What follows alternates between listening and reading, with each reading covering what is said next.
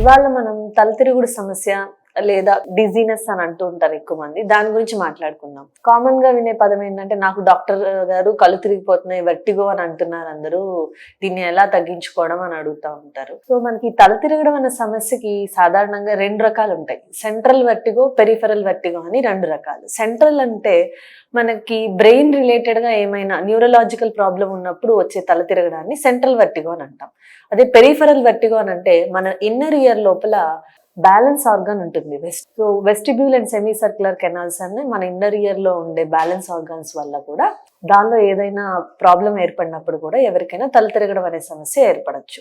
వీటిలో ఏంటంటే తల తిరగడంతో పాటు చాలా మందికి శబ్దం రావడం జరుగుతుంది. గీమని శబ్దం కానీ హోరులాగా వస్తుందని కానీ చెప్తూ ఉంటారు. దాంతో పాటు సరిగా వినిపించడం లేదని అని అంటారు. ఇవి ఏమైనా కానీ సడన్ ఆన్సెట్ అంటే ఒకసారిగా వచ్చిన వాటికి ఒక రకమైన ట్రీట్మెంట్ ఏంటంటే, మనం చెవు లోపల స్టిరాయిడ్ ఇంజెక్షన్ ఇవ్వడం వల్ల త్వరగా కోలుకునే అవకాశం ఉంటుంది. ఇది ఒక రకమైన ప్రాబ్లం. మరికొంతమంది పేషెంట్లు ఏంటంటే, మనకి సెమీ సర్క్యులర్ కెనాల్స్ అన్న దానిలో ఓటోకోనియా అని చెప్పి చిన్న రాళ్ళు లాంటివి ఉంటాయన్నమాట.